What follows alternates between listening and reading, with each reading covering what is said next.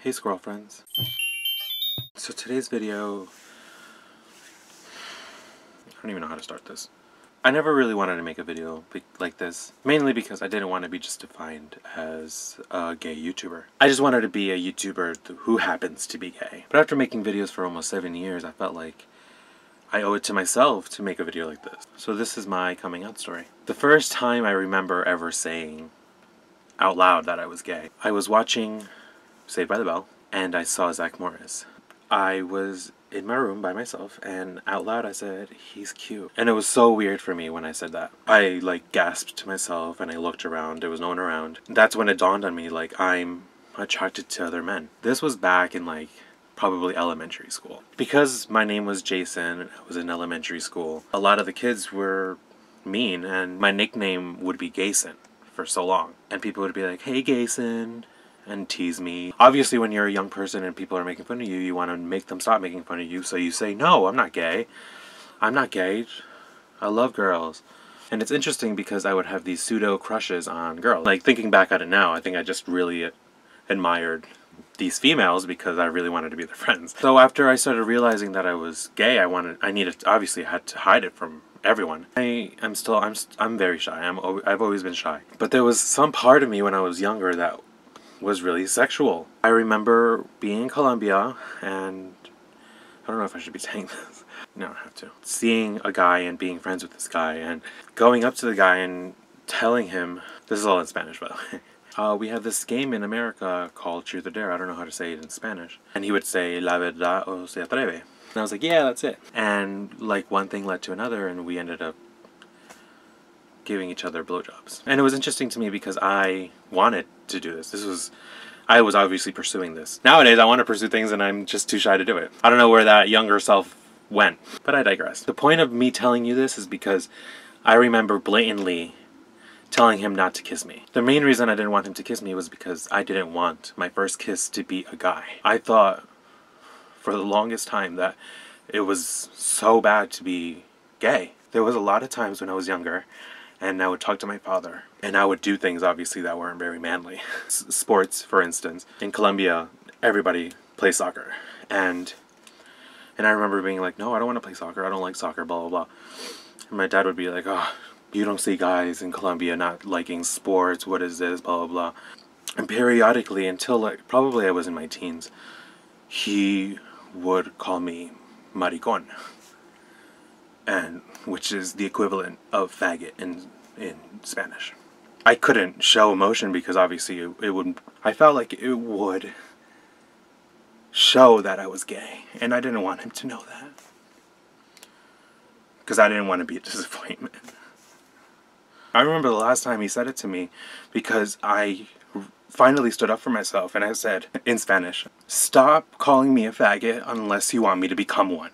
And from that day on, he's never called me a maricón again. I've never come out to my dad. I don't know why. Especially now because I'm proud of being gay. This past October I went to Colombia and... I'm sorry, I'm crying. This past October I went to Colombia and my dad's in Colombia right now. And I spent a lot of time with him and it was great. It was fun to be able to be around him again.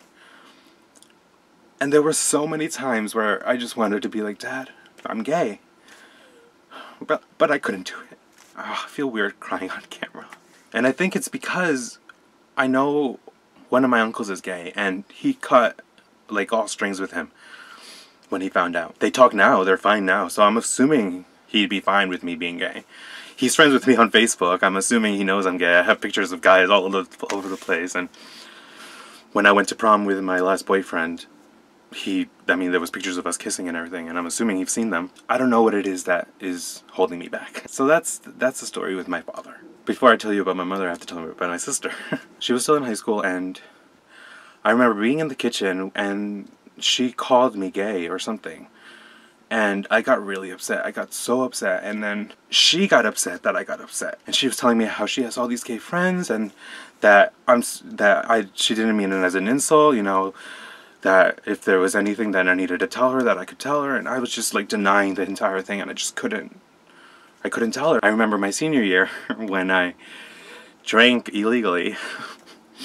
I was in my house, and I was with some friends, and we were drinking, and my sister was there. We were in the bathroom, and I was just bawling to her because one of my friends that was there, I had a like huge crush on him, and he just didn't feel the same way for me. And I was just telling her that I'm so upset that he doesn't like me that way, blah blah blah, and I was crying, and well, basically just came out to her then, like, officially. A few years later, I got my first boyfriend, and he was great. He was amazing. I was with him for 1 year and 4 months. I didn't appreciate him for who he was. Then I had a second boyfriend, and the scary thing with him was I was 19, and he was not of age. I had to cut it off. I couldn't because of the fact that it was illegal, and I couldn't do that. And I was really upset of it. And I remember my mom coming up to me once, and she was just like, "Why are you so depressed right now? Tell me what's wrong. You have to talk to me." And I had to tell her. I was just like, "I'm gay. I'm sorry. And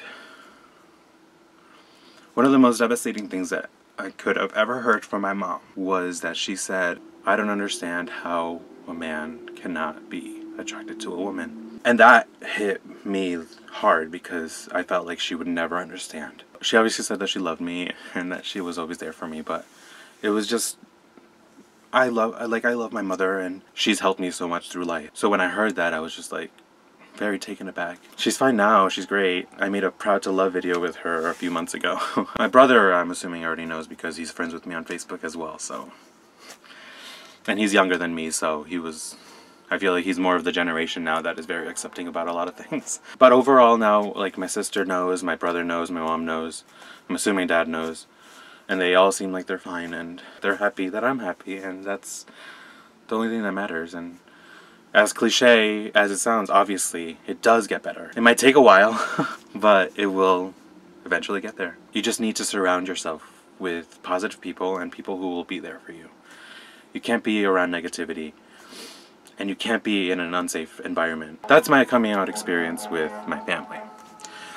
My friends, on the other hand, let's change it and make it into a better note. Coming out to my friends was a lot easier. So I got my first official kiss from a girl. Her name is Larissa Diaz. She's actually Sunny Suicide here on Instagram. And the reason I got my first kiss with her was because of the musical that I was in, which was Anything Goes. I came out to her in like the most awesome way. When we were doing Anything Goes, we went to Six Flags Great Adventure, and our school was competing basically in this like mini challenge of musical theater rivalry thing. I don't know what the name of it was. So we competed or whatever, and then we went on the rides. And I was with Larissa, and we were on Nitro, which was a big deal back then. I was sitting next to her on Nitro, and we were just like on it, and we're like going up on the roller coaster, and I was just like, okay, I have something to tell you. And she's like, what? And we get to the top, and I was just like, I have a crush on Chris. And she was like, wow! And it was amazing, and it was great, and we went on the Nitro, and we got off the Nitro, and she was just like, oh my god, and she like hugged me, and she's like, I'm so proud of you. I mean, I'm assuming people already knew that I was gay, but that was such a positive experience. The guy that I had a crush on, well, he was straight, so obviously nothing could have happened, but he had the most gorgeous eyes. And he was my biology partner in biology. He sat next to me like every day, and it was just like my favorite class of the day. Larissa was there, and she was the first person I ever came out to. I had other friends where I remember going over to a friend's house and having a sleepover, and it was me, my friend Anastasia, my friend Georgia, and my other friend Jeanette Lynn. And we were just talking about like random stuff, and then they said someone, I think it was an actor or something, and I was just like, yeah, he's cute. And I remember Georgia just getting up and she'd be like, wait, what? Like, it was great because it was basically the same reaction that Larissa had, and it was great to be able to fall back on these people and talk to these people because of it. I've been really lucky with the friends that I've surrounded myself with. If I knew what I knew now, I would have came out long before. I feel a lot happier now. So my advice to you, if you are struggling, you have to be true to yourself. You have to listen to what your heart says. Come out when you're ready. It's at your discretion. Only you can know when it's the best time to come out. I waited till after I graduated to officially come out. You know, when I was on MySpace, I was able to put, you know, man, interested in men. That was a big deal. Social media has changed so much. I wish I knew about things like the Trevor Project when I was younger. When I had those moments with my father. Like, I wish I was able to talk to someone. The Trevor Project is such an important project. It's basically an organization that helps LGBT youth. You can call them if you have anything to talk about. They're there to listen. I wish I had that when I was younger, because there was a lot of times where I would think about suicide. I would always wonder who would miss me. No one's gonna miss me. I wish there was something back when I was younger, something like YouTube, where you were able to listen to these stories and see these people live their lives and enjoy themselves and being gay and it not being such a big deal. Because that's what it ultimately is. It's not a big deal. I'm gay. I'm also right-handed. I own 2 cats. I live in New York City. It's just one aspect of my life. It shouldn't have to define me. I've met a lot of great people in my life, and I wouldn't change that for the world. I never make serious videos, and I'm sorry for this one. I think I'm going to stop talking now. I've been deep enough in this video. Thank you for listening if you've watched this entire video. I know it's probably one of my longest videos. And I hope you guys are enjoying these Monday through Friday April videos. I just don't want to bore you guys, you know? After a half hour of talking, I'm gonna go. It's gonna be a lot to edit because I've been talking and rambling, and a lot of the stories that I've said will probably not go into the actual video. Do you want to say hi? I know you were sleeping.